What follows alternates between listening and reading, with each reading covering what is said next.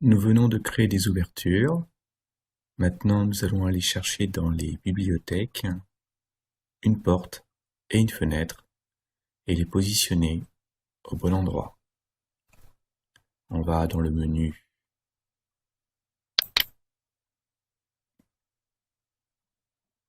pour intégrer des objets. La recherche se fait sur Internet et les objets trouvés ne sont pas garantis. Ils peuvent être réalisés par n'importe qui. Je cherche une porte. Je vais pas, dans un premier temps, me compliquer la vie. Je vais prendre une des premières que je trouve. Là, je vais la télécharger directement dans mon projet. Et c'est très très bien. Elle n'est pas tournée correctement. Je vais donc vous montrer comment on tourne un objet. Tout à l'heure, je vous ai dit qu'il y avait 3 traits, un bleu, un rouge et un vert. Cela représente les 3 axes.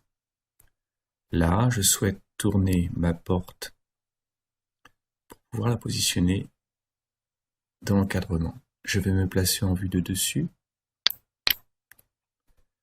Avec l'outil main, je vais me déplacer au-dessus de ma porte. Vous avez un outil rapporteur qui permet de faire tourner les objets. Et ce rapporteur a une couleur. Ici, il est bleu. Ce qui veut dire que l'on va tourner autour de l'axe bleu. Attention, il peut changer de couleur. S'il change de couleur, faites attention, vous n'obtiendrez pas ce que vous voulez. Il va tourner suivant d'autres axes. Donc je choisis un axe de rotation et je vais choisir une poignée.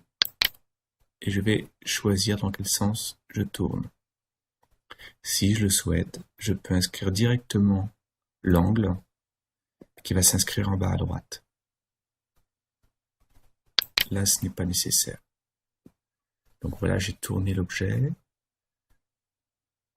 Je peux maintenant le positionner avec l'outil déplacer.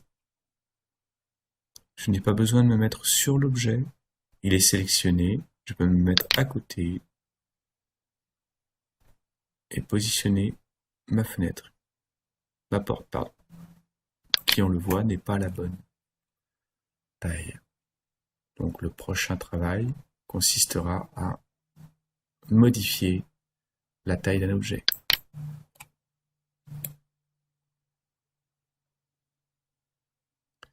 Elle est un peu trop petite en hauteur et un peu trop large.